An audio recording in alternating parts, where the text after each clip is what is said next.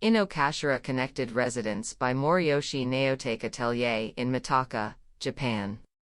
The problems faced by collective housing in cities include the problems of ensuring privacy within the neighborhood, and the comfort of the dwelling units due to the narrowness of the site and the difficulty of creating townscapes, and opening them to the community while realizing these. I aim to solve them and discover the advantages and characteristics of living together in small groups. Then, I wondered whether the existence of other dwelling units in the collective housing would not hinder privacy or lighting and ventilation, and would rather create a comfortable structure. Dwelling units were arranged separately, and gardens dedicated to each dwelling unit were created between the units.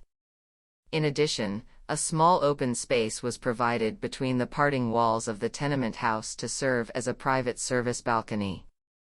A terrace is provided on the second floor of the exterior space between the dwelling units, to create a rich three-dimensional space where plants can be seen while ensuring lighting and ventilation throughout the house.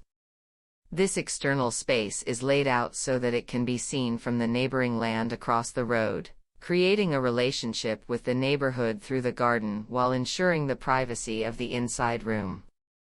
In this way, by providing a large external space and a small open space between the dwelling units, the privacy and openness of each dwelling unit are secured, and the relationship with the town is also realized. The external space and the small open space are comfortable spaces with the parting wall between the separate dwelling units visible in front and the beautiful outer wall of the metal in the background.